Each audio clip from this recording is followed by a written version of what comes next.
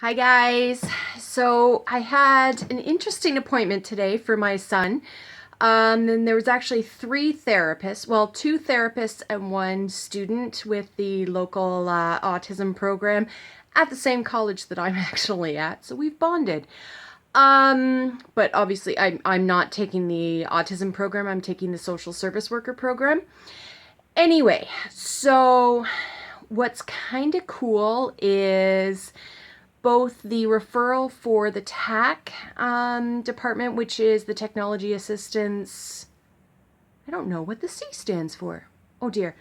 Anyway, totally blanking on that. So the TAC therapist it was here, and then also the behavioral therapist from the ABA program was here as well, and the student was actually with the behavioral therapist, so she's learning to be a behavioral therapist as well. So what's kind of cool is these two referrals have come up at the same time, because the ABA therapist, so the behavioral therapist, is actually, we've been on the wait list for that now for about 2 years or so. And honestly, it was useless last time. That sounds horrible. But it didn't work very well for us because by the time we went for kind of the assessment versus the actual like getting our turn, my son could already do the stuff that I had initially been referred for. But this one was kind of a priority referral because of him jumping out of the car.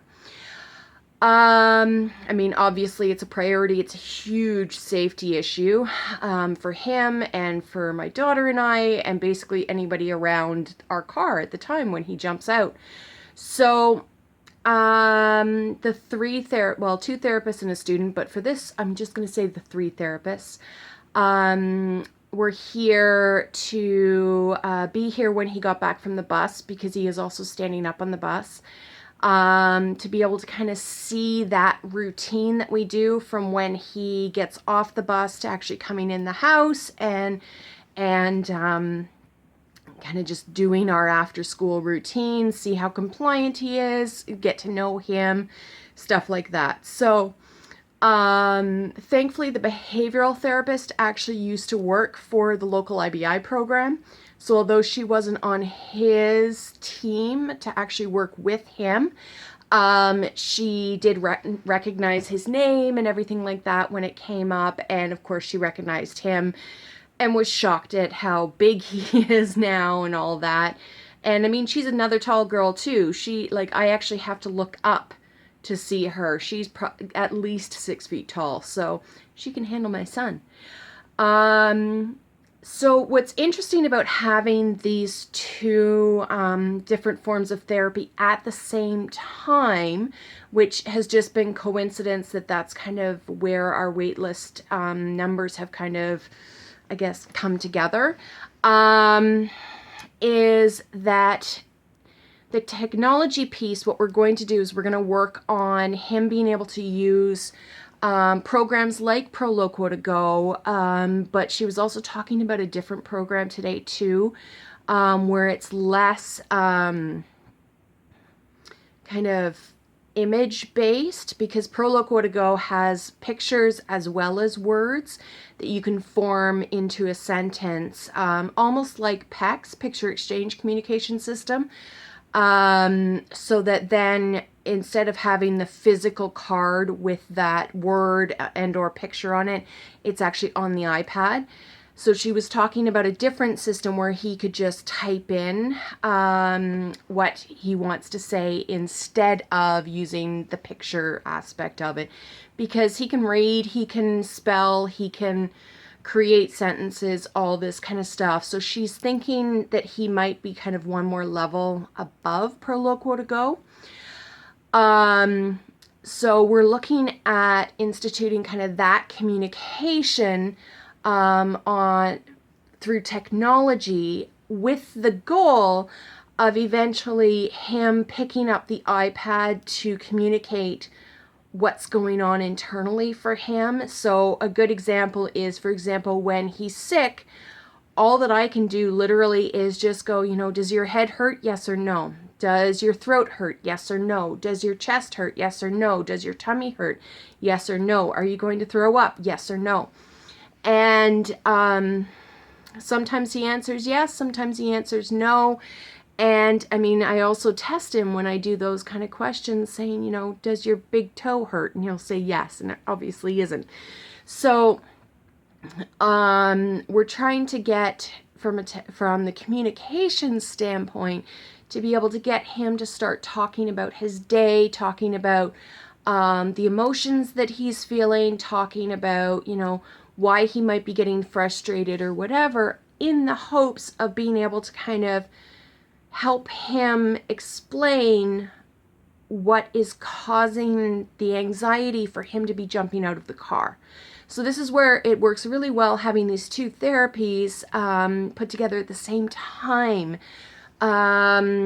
Because yes, we can analyze and take a look at how, what's going on when he's jumping out of the car and everything. But unless he tells us what's happening, whether it's, his anxiety, there's something going on in, thoughts in his head, whatever, that he just doesn't want to leave the house, which is, I think, what's happening. We really are it's a guessing game, right? And that's one of the problems with having a child who has limited verbal communication.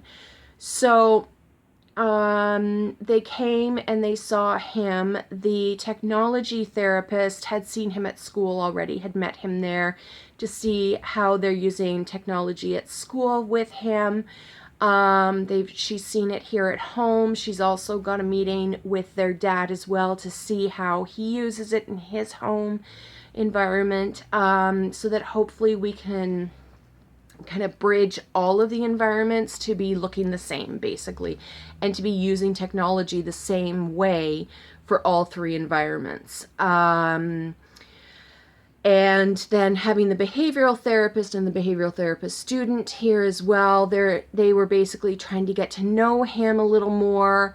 And then it sounds really weird, but the next time that she comes, she'll probably be here for 2 hours or something. And the weird thing is that we almost have to hope, it sounds really strange, but we almost have to hope that he jumps out of the car so that she can see the full